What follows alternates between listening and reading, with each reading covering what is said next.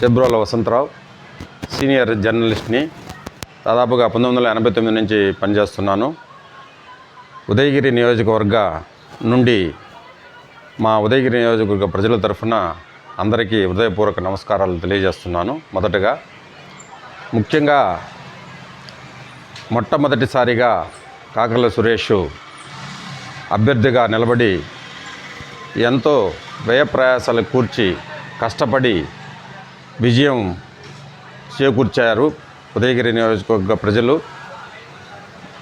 పోటీ చేసిన మొదటి విడతలోనే విజయడంకా మోగించి ఉదయగిరి కోటపై జెండా పాతిన కాకర్ల వారు, శంకరగిరి మాన్యాలకు పంపిన మేకపాటి వారిని అందరికీ ఈ నియోజకవర్గ ప్రజలు సురేష్ గారికి కూడా ధన్యవాదాలు తెలియజేస్తున్నారు.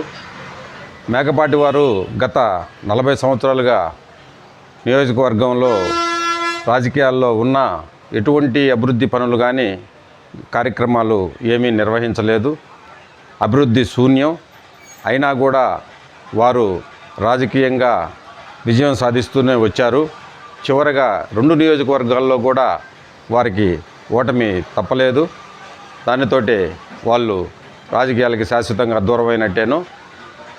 కాకపోతే ఈ ఉదయగిరి నియోజకవర్గంలో అపరిష్కృతంగా ఉన్న పనులు ఎన్నో ఉన్నాయి.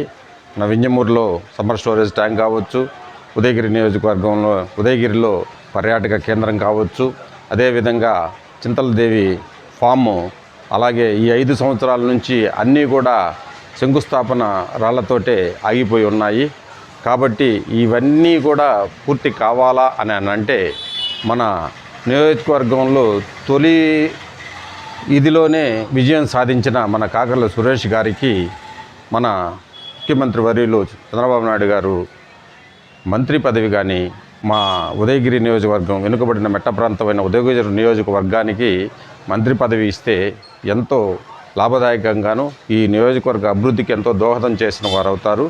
కాబట్టి తెలుగుదేశం పార్టీలో గెలిచిన అతిరథ మహారథులందరికీ కూడా మా ముఖ్యమైన విన్నపం ఏంటంటే, ఇదే విధంగా మీరందరూ కూడా మాకు సహకరించి మా నియోజకవర్గానికి తొలి విడతలో విజయం సాధించిన మా కాకర్ల సురేష్ గారికి మంత్రి పదవి ఇస్తే నియోజకవర్గానికి ఎంతో ఇదిగా ఉంటుంది అని మీకు తెలియజేస్తూ ఉన్నాం. ధన్యవాదాలు.